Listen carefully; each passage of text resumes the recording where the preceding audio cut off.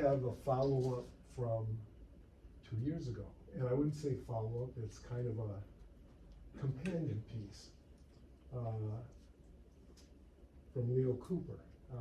Leo is a graduate of Western Michigan University who has become very interested in Jewish genealogy. He has studied it extensively, looked at some of the studies that have been done, and last time presented a fascinating program on Ashkenazim Jews and their evolution from many centuries ago. This program will be exploring the Moroccan Jewry's close ties with the Jews of the medieval Sepharad and their interactions with Ashkenazim Jews. Leo actually has formed his own nonprofit, Jewish Genetic Discovery Foundation, and he may talk about that a little bit too. If anybody's interested in donating directly to him, I'm sure he can give you the information that you need. So with that, we'll have some refreshments after, sitting out in the lobby.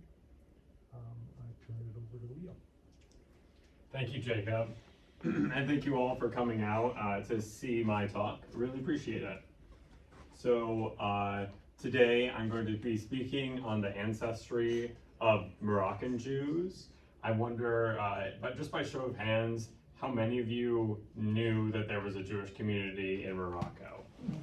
Okay, so most of you, that's good, that's good. But even though I bet some of you then could name some facts about this community, I would be surprised if one of you were an expert. So I hope that the story that I'll tell today is going to be a new one for you and that you can learn a lot. All right, so some of the topics that I'm going to discuss today are dense, and that requires, so to communicate about this stuff correctly and efficiently, I need to get some assumptions out. I need to make clear what my goals are, and also I want to make sure that we share some definitions. And so this, the approach that I'm taking on here is what I call population genealogy. And it's this idea that we can use multiple variables of difference on cultural and genetic dimensions to inform about a human group's evolution, or their origins, or just frankly speaking, their history. And here the big idea is that it's not one piece of evidence alone that drives us towards a conclusion. It's always us balancing all of the different kinds of evidences to see what weighs out the other and to accurately reconstruct the past. We also have a pretty big assumption that has to do with the scope of medieval Jewish life. And it is our understanding that in the medieval Jewish diaspora, communities tended to be very small, and they tended to be reproductively isolated. And that has enormous implications for the evolution of Jewish groups over time. Nevertheless, that is an assumption. And if you believe that Jewish history was very different from that, then you might approach the data that we'll look at today quite differently. And I also want to be clear on what exactly the Moroccan Jews are that I'm going to be looking at.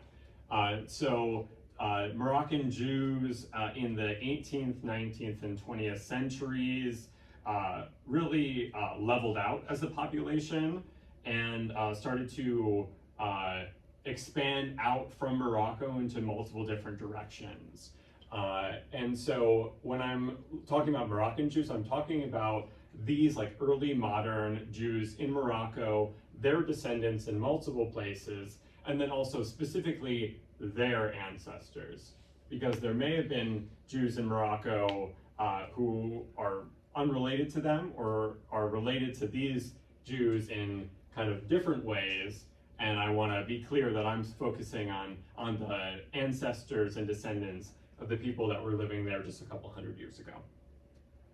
And so, who are Moroccan Jews? In the 1930s, we can speak to around 150,000 people who belong to the cultural grouping, which I feel comfortable calling Moroccan Jews. So this includes the Jews that are from the territory of modern-day Morocco, but I also include here most of the Jews from the western part of Algeria, the Department of Oran, who by and large descend from migrants who ultimately came from Morocco. I'm gonna actually see if I can zoom in here so we can learn about Moroccan geography a little bit. There are 4 words that are a little bit bigger than the names of towns on the map. There's one at the top that says Rif, and then there's 3 at the bottom, Tafilalet, Dra, and Sousse. These are wide open Moroccan valleys, which had some importance for medieval Jewish life. Throughout the center of the country, you can see there's like wide open space. Those are where the Atlas Mountains are, a large mountain range, which is actually many, many millions of years ago used to be continuous with the Appalachian Mountains and the highlands of Scotland. So a very ancient mountain range here in Morocco that cuts diagonally across the whole country. And so these big valleys are valleys in that mountain range. And then smaller are the town names. And a lot of these towns actually did not exist more than a few or like some hundreds of years ago. Many of these towns are relatively new because more than 1,500 years ago, the native people of this area were nomadic. And even though the Romans controlled some of northern Morocco, they didn't control most of it. So here we have a table that shows the number of Jews that were in major Moroccan cities in the 1930s. And so we can see Marrakesh and Casablanca are the 2 biggest cities by far, but perhaps you can take away an impression that if these are the biggest communities in Morocco, actually there's not that many Jews in each one. And I hope we keep that relatively small size of the community in mind.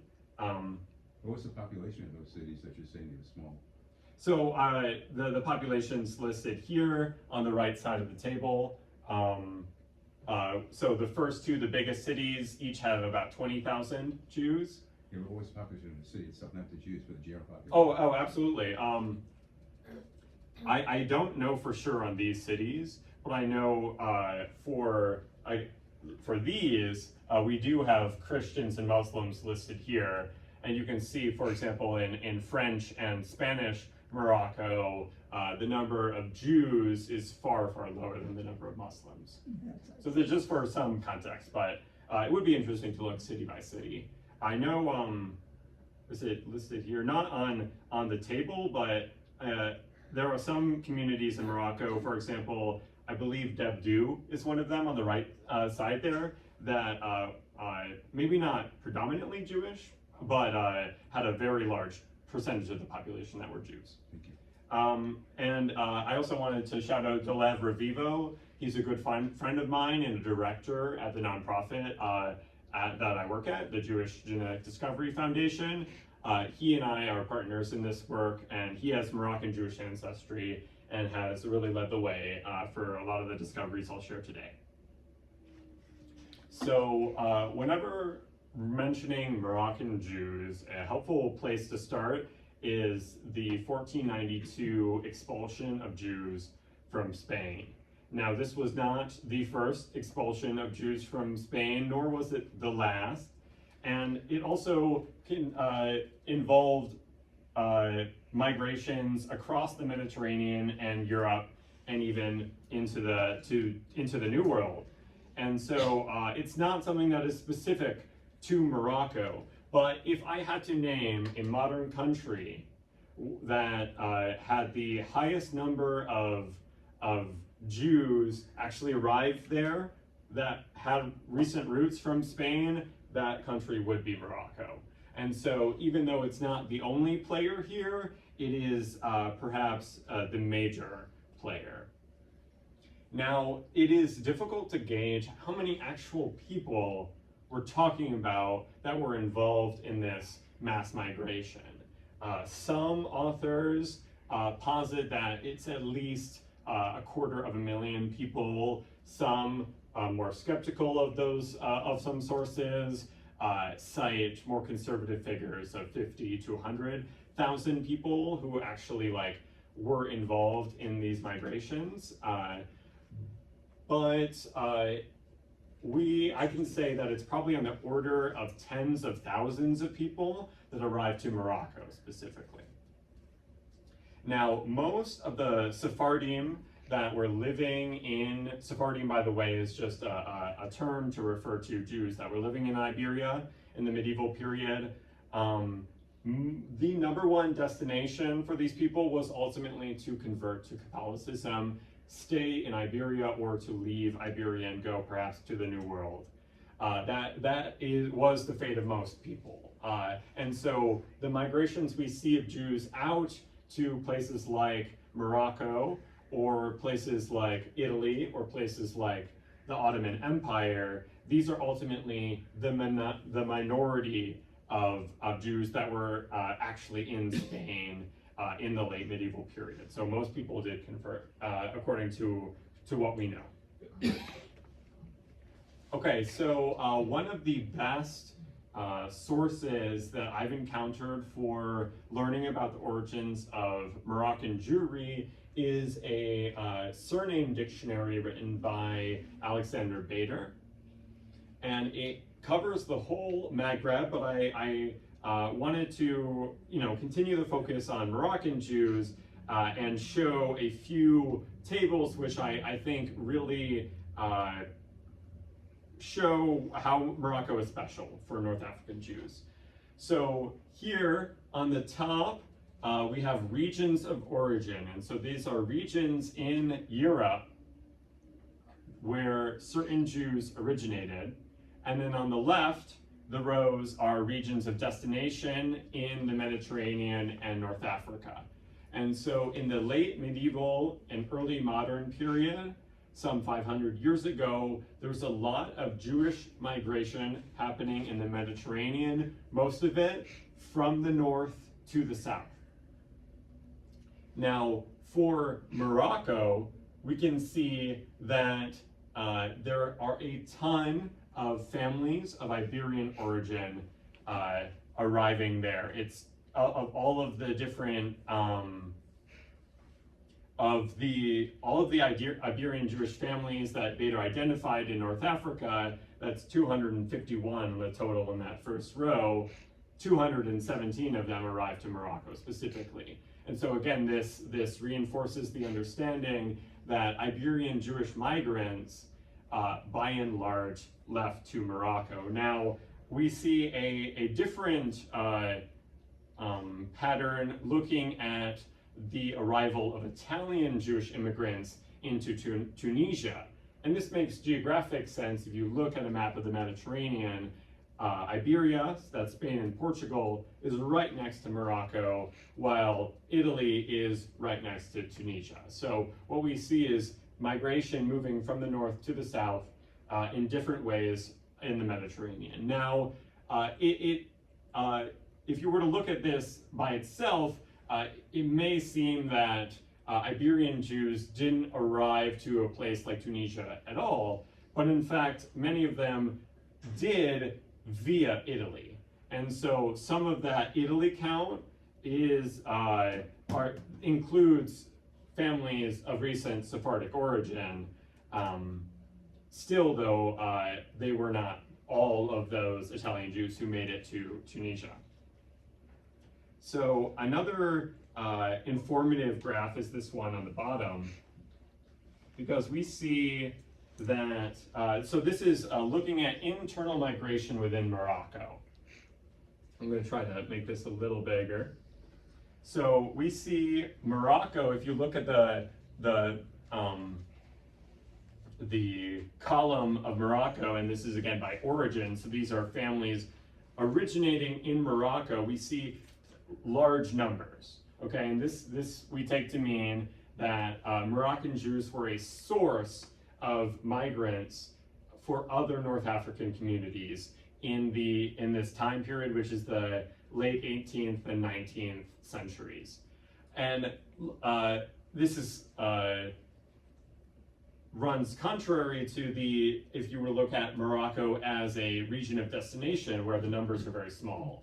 So Jews were not coming to Morocco at this time, they were leaving Morocco at this time, and they were going to different places. Again, we see here Oran, which is Western Algeria, right next to Morocco, was a large destination for Moroccan Jewish migrants at this time. This is when? This is the modern period. This is late 18th century and the 19th century into the early 20th century. And this is based on Bader's analysis of historical documents, correct? Yeah, historical documents, but in particular surnames. Yes, Bader he's an onomast and linguist, and so he works with languages, given names, and surnames for his data. Okay. And briefly, just here, just show this is like number of surnames per North African Jewish region, and the difference between surnames and entries are this idea that surnames can have variants that ultimately trace back to the same surname. One surname that I wanted to mention to this end, in part because I just like the surname itself, it is Abit Boul. It means man of drums. As a drummer myself, I always love that surname. I also think it's a cool surname just on its own, like phonetically. But it's got a ton of variants in Morocco and in Algeria and in Tunisia, where those families migrated. And some of them look not like some of them is just like Tiboul, and some of them are Botboul. You know, there's tons of variants. But even though families can have different variants of the surname, we often find that these different, the carriers of these different surnames do share a common paternal line origin. And so we can know that the surname can change, and the families can still be related, basically. So the numbers that you have there, is that each individual surname, or is that the number of families total? So Yeah. So I'm confused here. So is that an absolute number? It's not 100, it's not 300, it's 362 family, different surnames? So you're right to ask the question, because even in this work, Bader notes that this is a complicated idea. So surnames, when he says surnames, that means every single variant is counted differently. Every single unique form of a surname is counted differently, and that's why those numbers are the largest. So those are absolutely different surnames by different, however they're pronounced or spelled, right? And so some of those will ultimately be the same surname. Right. They'll just have different variants. Now the entries, the column in the middle, that is when we deal with all of those variants and we condense them down to their we assume what the original surname would have been. So those are just the entries, but the families, the one on the end, this is a theoretical construct. It's not specifically referring to individual families, but it tries to get as close as it can to that. So the other part of my question, I apologize, because I'm a It's little fine. confused, is there's more families than are giving the names. In other words, like the number of people. That doesn't absolutely represent the number of people, it just represents the names. Yes. You can have 100 people with one surname. Yes. That's the thing that's very important for us to understand. Absolutely, and I will continue to go along this direction, because Moroccan Jews will find, there are some surnames which are incredibly common in their population. Thank you. And so yes, to that, yeah, we absolutely see this. Okay. And so to conclude some big ideas, Moroccan Jews have, what would it be? It would be, some almost 900 distinct surnames.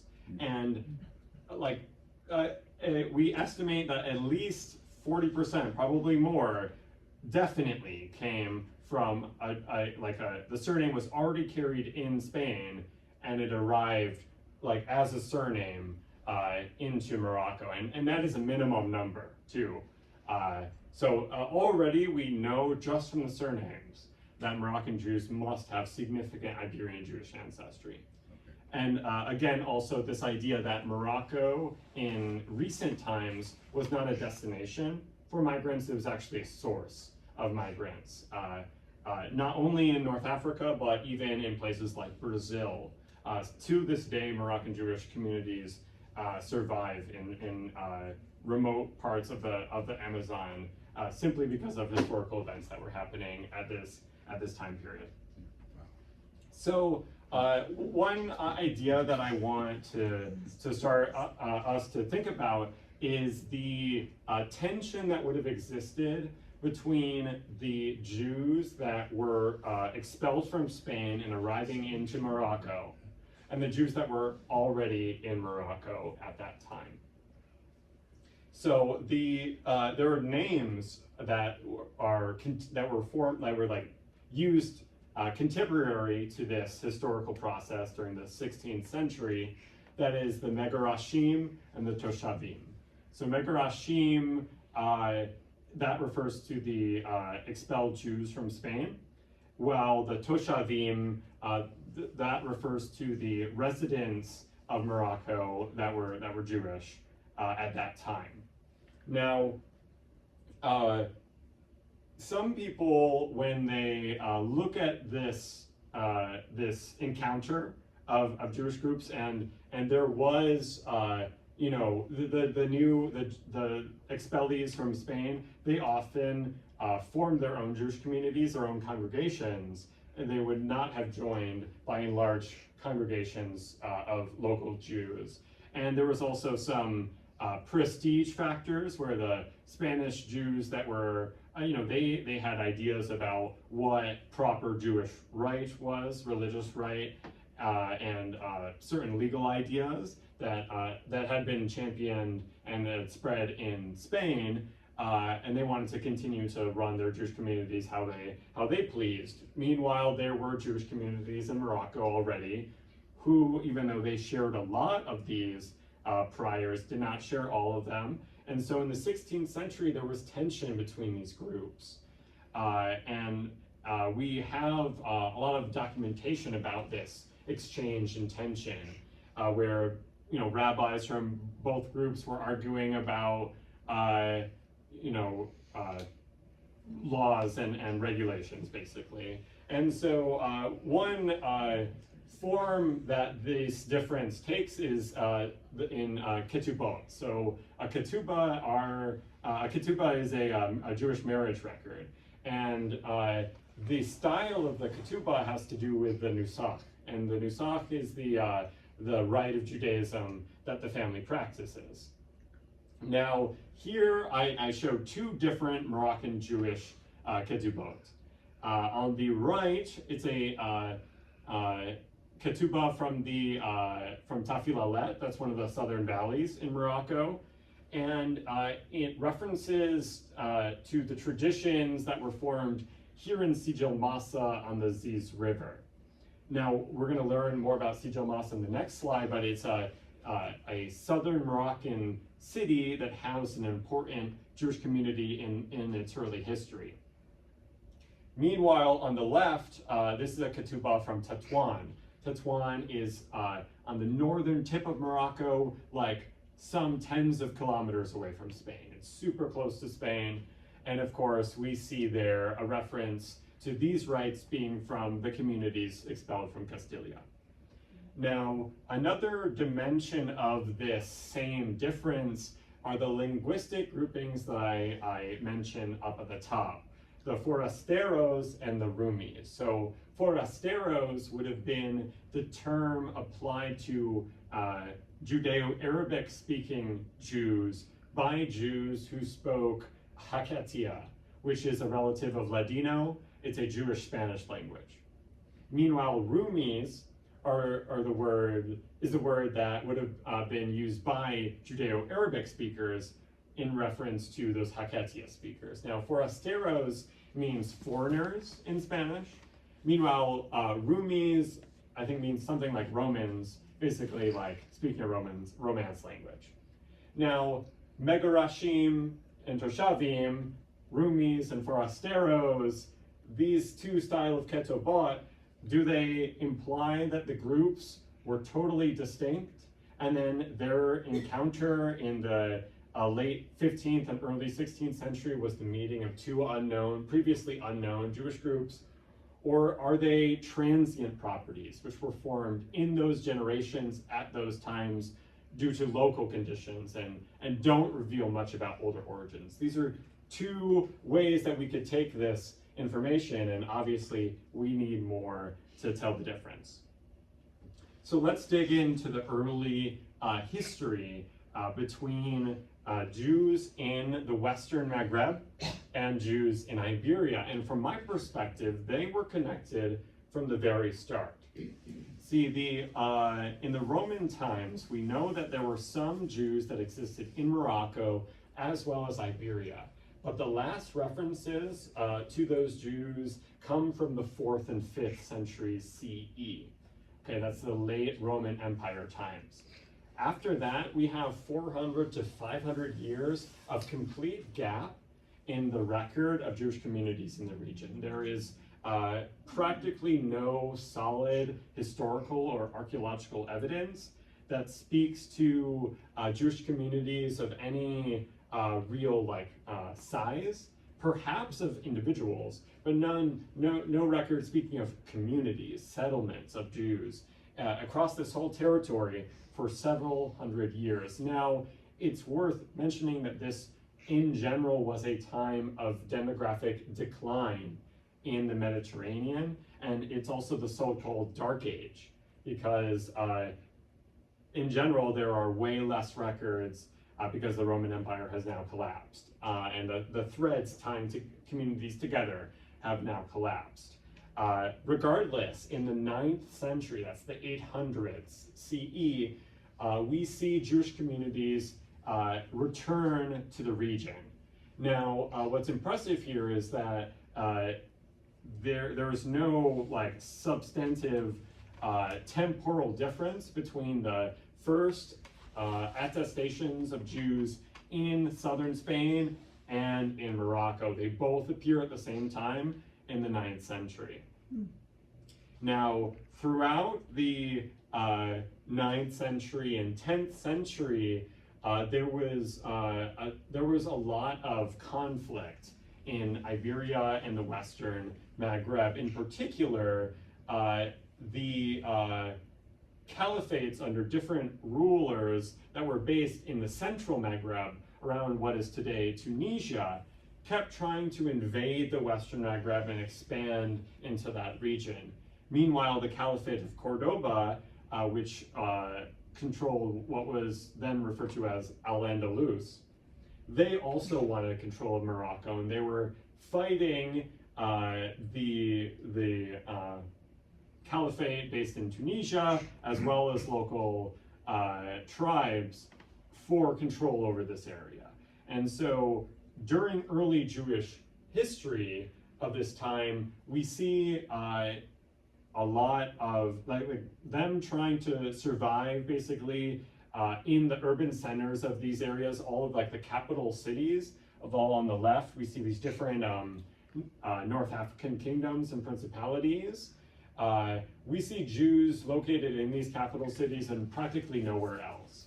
And they were highly, there was a relatively high migration rate, we infer. And also, because of this violence, Jews we have early records of Jews being expelled from certain places, brought to certain places, and the like. Regardless, in terms of early history, Spanish Jews and Moroccan Jews, we already know they were sharing a lot. Now, a major moment. Just for those Yeah. this Maybe just in case someone doesn't know, the Maghreb, maybe you want to just define exactly what that border is? Yeah. Because you, some of the terms I think may not be completely. I appreciate that. So the Maghreb, as I'm referring to it, is basically all of North Africa, which is colored on this map. The Maghreb means west in Arabic, and it just refers to in modern parlance, it refers to the part of North Africa which is kind of like more northern and in the Mediterranean Sea, and generally excludes Egypt and sometimes even Eastern Libya as not considered part of the Maghreb. It's just this like kind of more northern upper part, which is also quite mountainous, and is where our story takes place.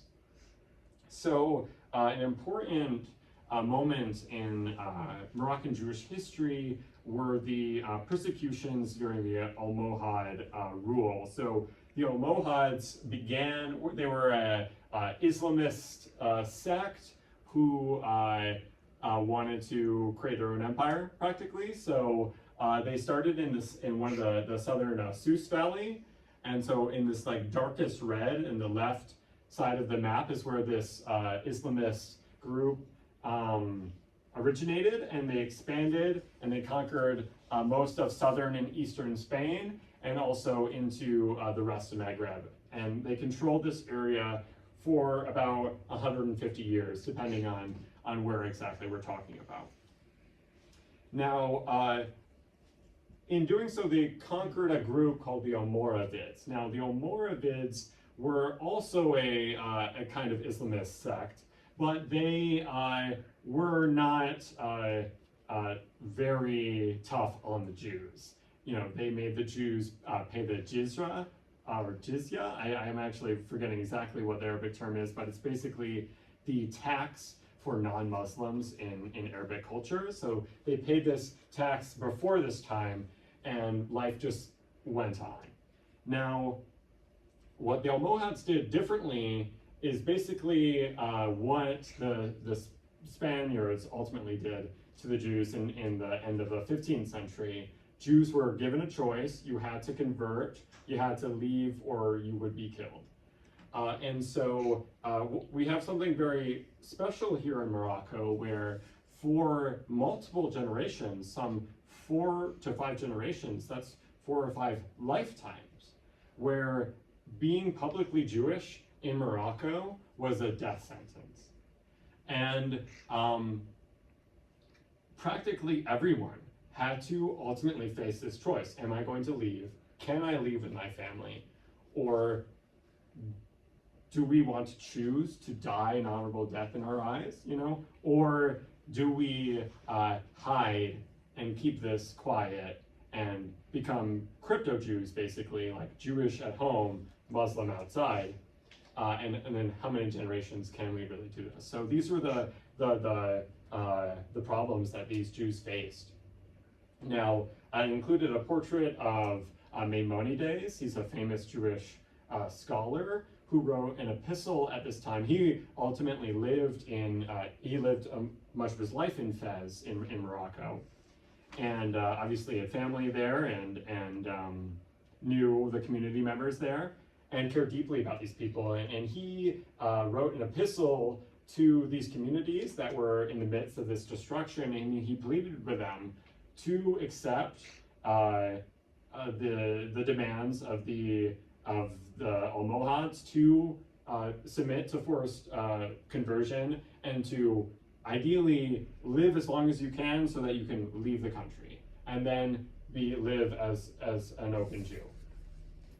And so he pushed back against people who at this time were suggesting that everyone should just choose to die rather than submit to this. And so he was really trying to keep people alive at this time, and wrote in a famous epistle to that end. I also include here a poem that was written by a Sephardic Jew at this time, who, and this poem grieves for all of the communities that were destroyed, both in Spain and in the Maghreb.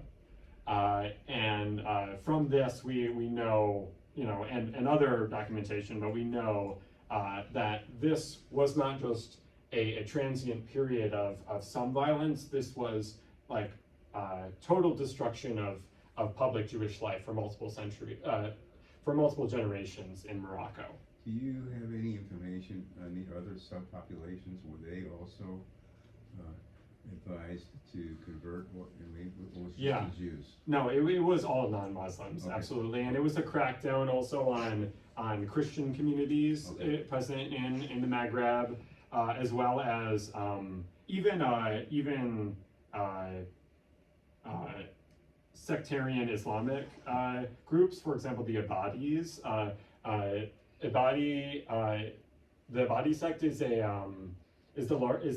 oldest sect of Islam before the Sunni Shia split, basically, and it historically was very successful in the Maghreb, and there were many communities which had Ibadi Muslims, and the Almohads cracked down on them as well. So it was very much like their idea of what Islam was had to be what everyone was doing. From the 800s to the. So this is the 12th and 13th centuries, and so I'm referring to like the mid 12th century, like the 1140s is when their expansion starts, and then 5 generations starting at that point on is this period. Okay, this was so impactful in Moroccan Jewish history that there was no public preserved history or knowledge from Moroccan Jews that this even happened. Like this eviscerated Jewish learning and continuity of Jewish history, internal Jewish history in the Maghreb. This was a pivotal moment. So I want to summarize some of the history that we've covered so far. I also briefly want to say that the Almohads controlled southern Spain as well. And so all of those communities too suffered in very similar ways. And so the legacy here I see is bidirectional migration for tons of reasons between Morocco and Spain, whether for trade, religious education, or to flee persecution and war. People moved back and forth between these regions across the whole medieval period.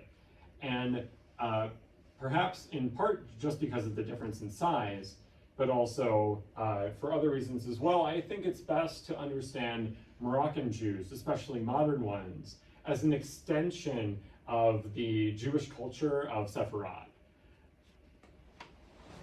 Spain. Of southern Spain. Moroccan means Spain. Yes, yeah, absolutely. And I flipped the map here to help our minds like break with what we expect to see and maybe notice some different things. And I hope you notice just how freaking small the Strait of Gibraltar is. The bulk of Jewish settlement in Morocco was always mostly to the north, and in Spain it was always mostly to the south.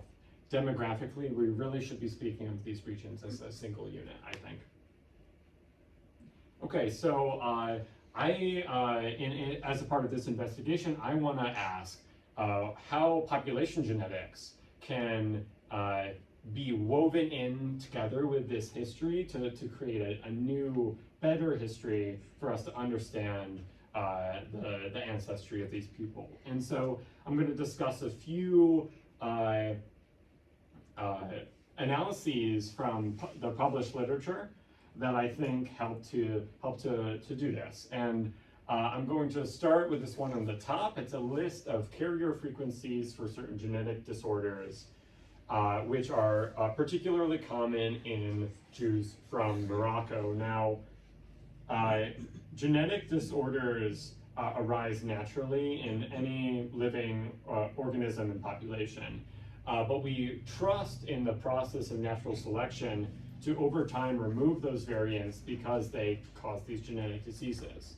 Now, Jews and other small ethno-religious groups tend to have a lot of genetic diseases, and the reason why is because small populations functionally are less efficient in this natural selection process.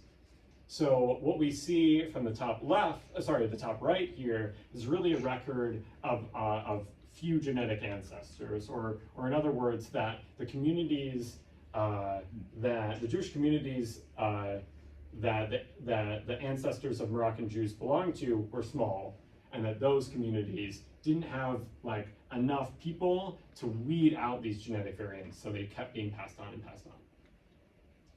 Now, on the table here, on the right side is a estimate of when a founder event in the Moroccan Jewish population history occurred. So founder event, I'm going to describe in the next slide as well, but it's this idea of when a larger population descended from a smaller population. Like, when was that moment when there was a small population and it started to expand? And what we see here from this is a strong founder event estimated about 1,300 years ago, or about 46 generations ago for Moroccan Jews.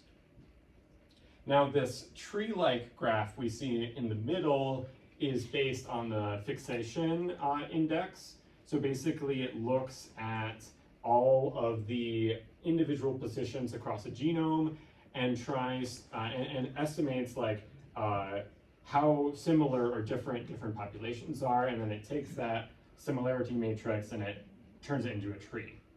And here I just wanted to show that Moroccan Jews are found to be distinct from other North African Jews like Tunisian Jews and Libyan Jews, as well as distinct from other Sephardim like those in Greece, Italy, and Turkey, as well as being different from Ashkenazi Jews. Still, they're in this Jewish tree, and they definitely form a clade with Algerian Jews, which again, in large part, descend from Jews that originated in Morocco.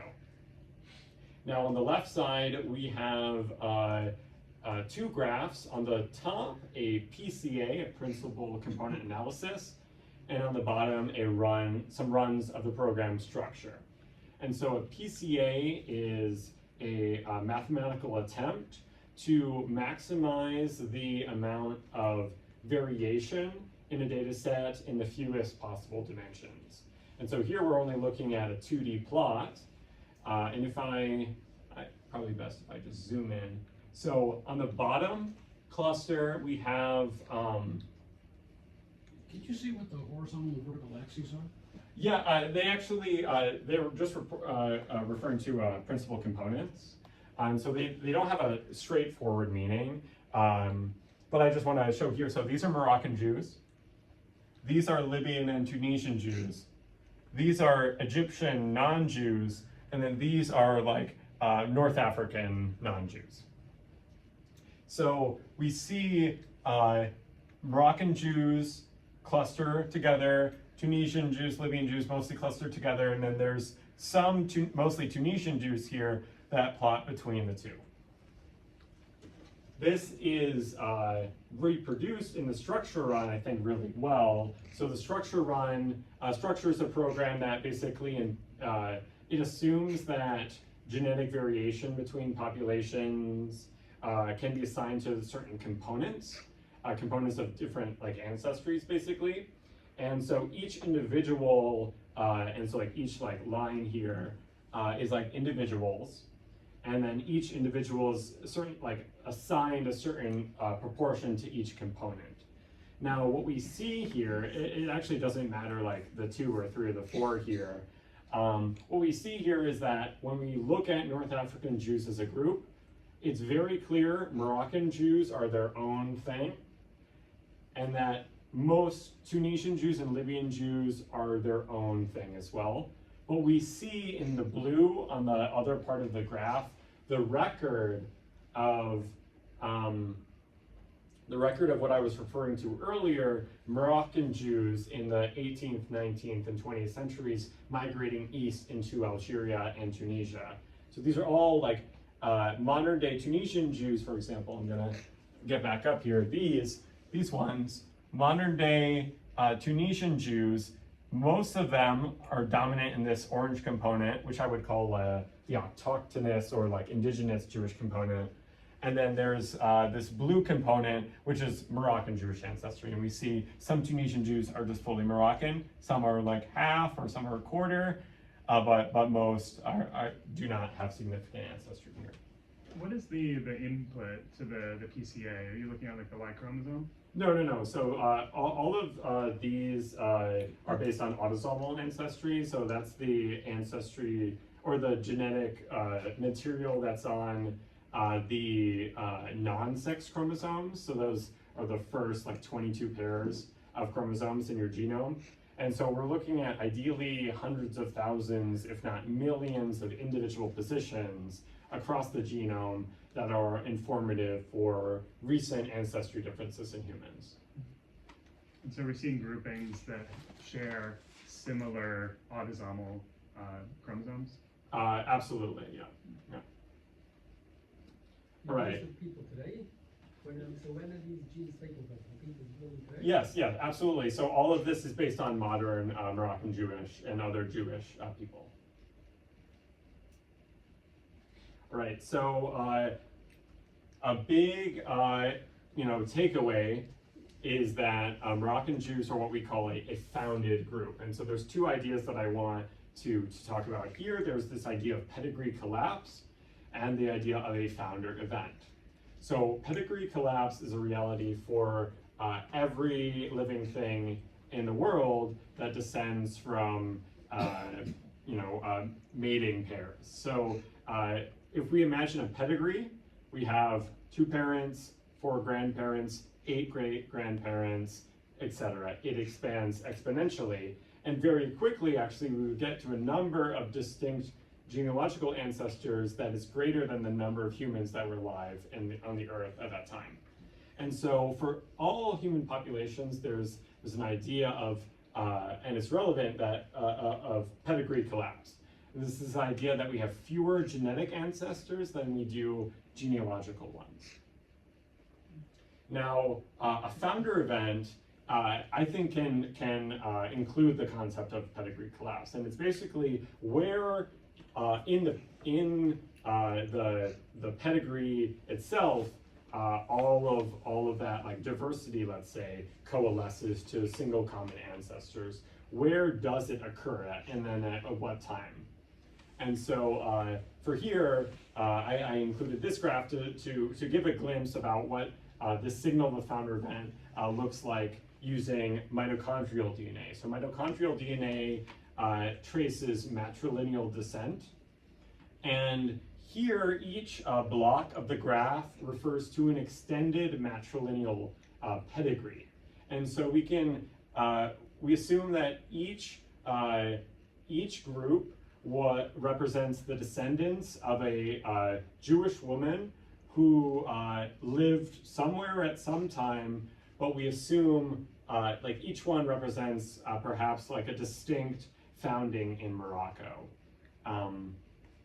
Now, the takeaway here and what's surprising is that the top 12 Moroccan Jewish lineages in a sample of almost 1,000 individuals, there are 12 pedigrees that define almost half of all variation. And so this clearly shows that there are some ancestors who contributed to this descendant population way more than we would bargain for based on randomness alone. And so it's clear that we have moments in Moroccan Jewish ancestral history, if we can use such a term, where the number of people supplying genes to the next generation must have been quite small. And so there's questions that I have about how we can interpret all of these and put them all together to a single model of their history. And so Moroccan Jews have an incredible internal diversity that often intersects with this like recent Spanish or not recent Spanish origin. And that's important, but still the overall variation in terms of surnames as well as genetics is still limited.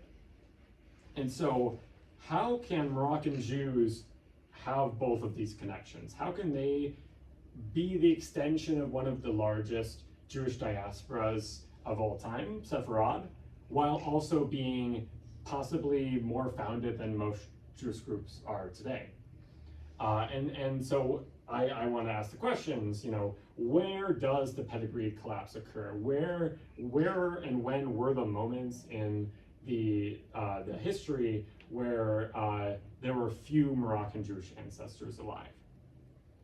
And how, again, does this Megarashi Tashavi merger fit into the story? It has a role, and indeed we believe, possibly because of the Almohad persecutions, that the more founded component in Moroccan Jews is coming from the more local ancestry versus the ancestries that people brought over from Spain, but it also has to be from both. Okay, so I'm gonna talk now about the work that my foundation, the Jewish Genetic Discovery Foundation, does, and how it fits into the story. So currently we're focusing on Y chromosomes and Y DNA, and I think there's 3 good reasons why this kind of genetic data is especially relevant. By the way, the Y chromosome is a proxy for patrilineal descent, just like mitochondrial DNA is a proxy for matrilineal descent. Men just get their Y chromosome from their fathers, and so we can just use this marker to trace patrilineal ancestry. And so there's 3 good reasons. So the Y chromosome is slept on oftentimes in population genetics literature, and in my work I've found that it has incredible potential to reconstruct and resolve any patrilineal pedigree. That means that if we were to sample cousins that share a paternal line, we can estimate with some fair degree of certainty when they last shared their common ancestor, and in most cases it should line up really closely with the genealogy. So as a tracer of male line descent, these sharing networks that are formed by our testing, they have important sociological implications. They reveal what I'm looking for, moments of pedigree collapse, but they also reveal information about male-specific migration patterns, which are relevant to the history. And finally, the 3rd reason are surnames. So by and large, Jewish communities before the modern period did not use surnames at all. They used patronymics, which are like the Hebrew name, basically. And in most places in Jewish diasporas across the world in the medieval period, surnames like surnames that were inherited as like distinct forms passed on generation after generation simply did not exist in most Jewish communities other than Spain and Morocco. These are where the oldest Jewish surnames in the whole world come from. And so applying Y-DNA techniques to this population means that we are able to try to correlate these really old surnames with the lineages, the Y chromosome lineages that we're finding in our testing. So I want to discuss a few results that were either facilitated by or sponsored by my foundation that reveal interesting parts about Moroccan Jewish history and also their connection to Ashkenazi Jews. So I'm going to start with this one because it's comes from a kit that my foundation actually sponsored. So this Moroccan Jewish flag here represents the participant that my foundation got in touch with. And we found that they share a 7th century CE common ancestor with someone with recent origins from Turkey. We also know that this individual has recent Jewish ancestry. And their common ancestor, who lived around 650 CE, relates 150 years prior to the ancestor of a large Ashkenazi Jewish lineage. And so all those like Ukraine, Poland, Romania, and other flags, these are Ashkenazi Jews. And these Ashkenazi Jews share a common ancestor with this Moroccan Jew and this Turkish Jew around 500 CE. So what we see here is early medieval common ancestry between these diasporas, and we're going to keep seeing that. Here's another example. This is the Moroccan Jew that my foundation, the test that we facilitated. So they fall basal to two other subclades. All three subclades share a common ancestor around 500 CE. One of these subclades is entirely Ashkenazi Jewish, while the other is only known today in modern Spaniards.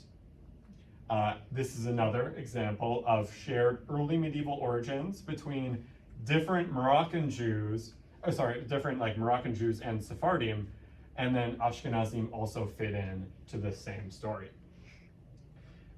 This is another lineage which also contains Ashkenazi Jews, but unlike these two, where the Ashkenazi, all the Ashkenazi Jews are related to each other so early that we believe the ancestor was foundational for the Ashkenazi communities, whereas here they connect so closely with these Sephardim that this is actually one of the rare cases that we can tell probably a Sephardic Jew migrated into Ashkenazi lands, and that's where that originated from. Now, the Moroccan Jew that we facilitated actually splits upstream this whole clade, so all of these Sephardim and Ashkenazi Jews are related via a common ancestor who lived around 600 CE, whereas this Moroccan Jew is more distantly related to all of them and shares a common ancestor with them 400 years back. Really interesting. Now in the top left, we have one of our most recent Moroccan Jewish results, which we helped to facilitate. And this fits into a Sephardic Jewish clade not known in Ashkenazi Jews, but again, it has this early medieval common ancestry. And so the big story that we're getting so far is that Moroccan Jews connect to Sephardim and Ashkenazi Jews. They share common ancestors with them around the time of the fall of the Western Roman Empire, and then the transition from there. And I think there's a good reason for that. So the signal that we're seeing here is what we call coalescence. It's the idea when diversity coalesces to a single common ancestor. Now, the probability of coalescence is inversely related to population size. If we think about it like a large population, if we take two random people, it's probably not going to be closely related. But if it's a really small population, you take two people, odds are they're going to share a common ancestor. And so what we're seeing across all of these lineages, different Y chromosome pedigrees, we're seeing that we're seeing a common signal of a small Jewish population, a really small Jewish population that's ancestral to both Sephardim and Ashkenazim that lived at this time. Where exactly they lived, I don't know. But we do know they existed thanks to their descendants today. So there was supposedly migration from the Middle East, like from Syria and other places that expanded across. So there's some thoughts historically as to the immigration or movement of the Jewish populations. Mm-hmm. Absolutely, and that is one of the sources that we have to account for. I will say I'm not fully convinced that these common ancestors, maybe this one because it's so early, but a lot of these 500, 600s ones, I am more partial to the idea that these were tiny leftover communities in the post-Roman Mediterranean, in the Western Mediterranean, that were so small, but they continued to live, and then they grew at a later period. However, other people claim to that end, and they would look at the same data and claim kind of what you were saying, that these common ancestors probably lived in the Levant still, or somewhere to the east, and that multiple migrations brought these lines over. Now, one reason I'm a little skeptical about that is because of these, because we have let's say 3 lines here, or at this 600, 4 lines there. If these common ancestors, the individual people that were the common ancestors there, lived in the east, that means here 3 migrations to the west. Here it means 4 migrations to the west. And so for me, I'm employing parsimony or Occam's razor with the idea of, because we don't find ever really Eastern Jewish communities, people in these same lineages, I assume that the more parsimonious take is that these ancestries, these families, were already living in the West. But to be honest, it's unclear because we don't have ancient DNA from these places. So what's the assumption going way back to, quote, the beginning of, quote, the Jews or whatever, that the origin was, how do we? How do we look at that? What's the hypothesis or theory? I'm just trying to get. Yeah, no, absolutely. So some of these lineages would have been carried by the late Judean population of the Roman Empire, and would have come from Judeans who migrated, whether they were forced to or whether they chose to migrate for other reasons, and would have founded Jewish communities throughout the Mediterranean, while other lineages would have joined Jewish communities in those new diasporas and would have become Jewish there. And so, for example, this is a lineage that actually shares an Iron Age common ancestor with a Mountain Jewish lineage. And so Mountain Jews are the Jews from the North Caucasus as well as Azerbaijan. This is a Mizrahi Jewish community. And these Sephardim share common ancestors with those Caucasus Jews around the time of the Second Temple. And so, because it's also in a Near Eastern subclade generally, I would say this is a Judean lineage. Whereas this one ultimately has Italian origins, Iron Age, Bronze Age Italian origins.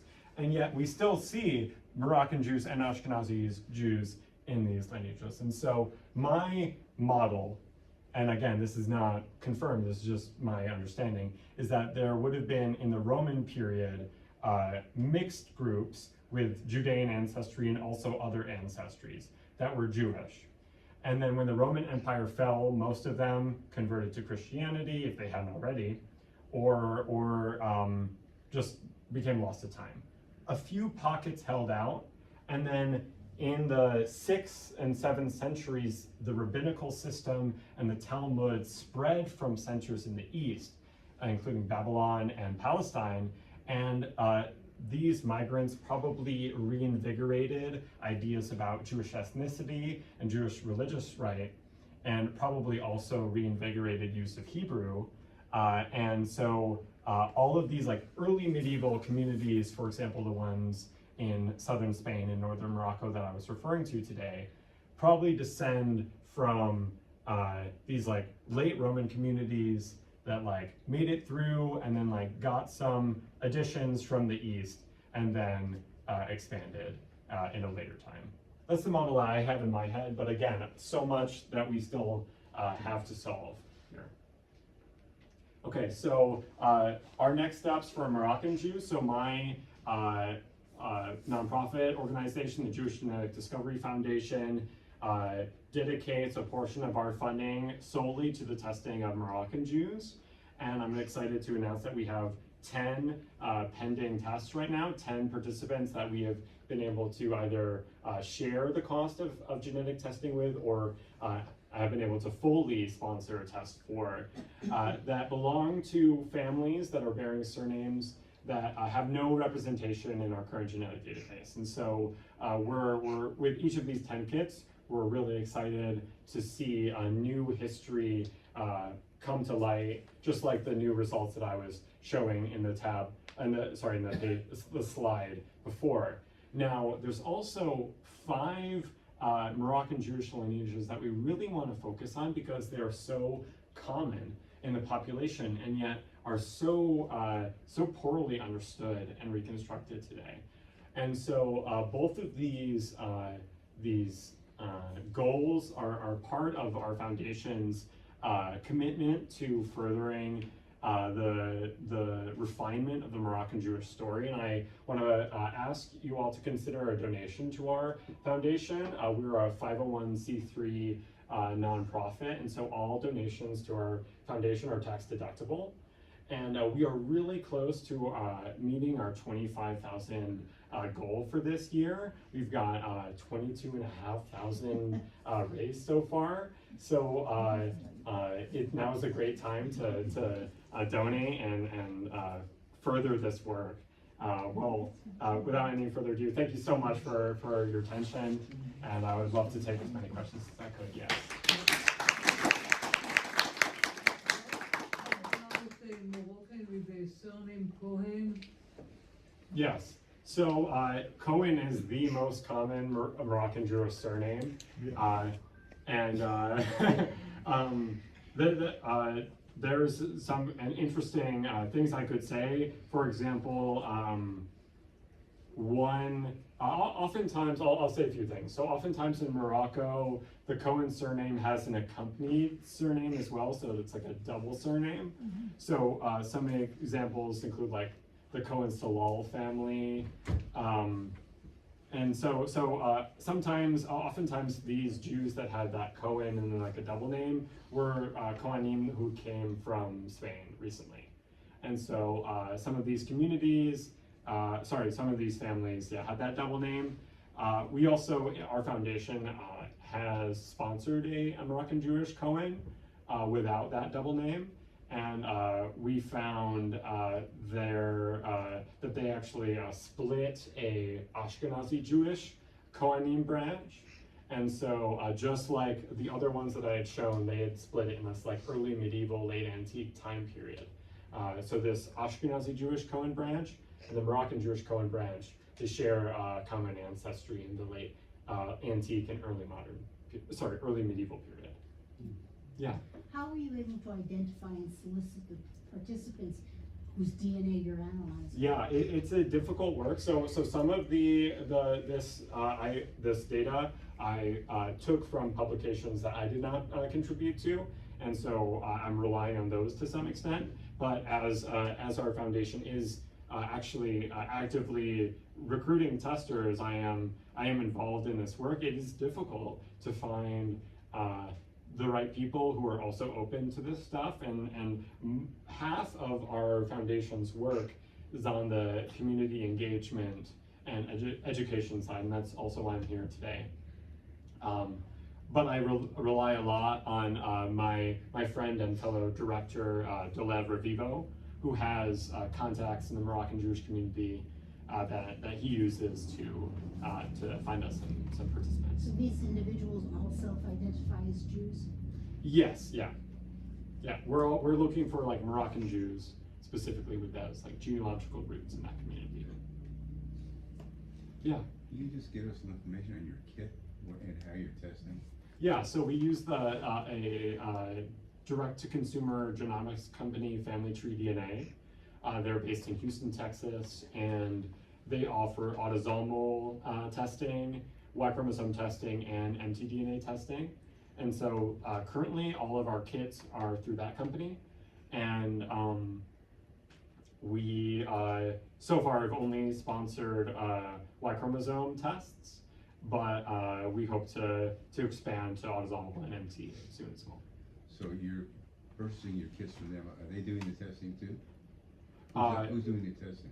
Do you mean the sequencing or what? Sequence or whatever, yeah. Yeah, so Family Tree DNA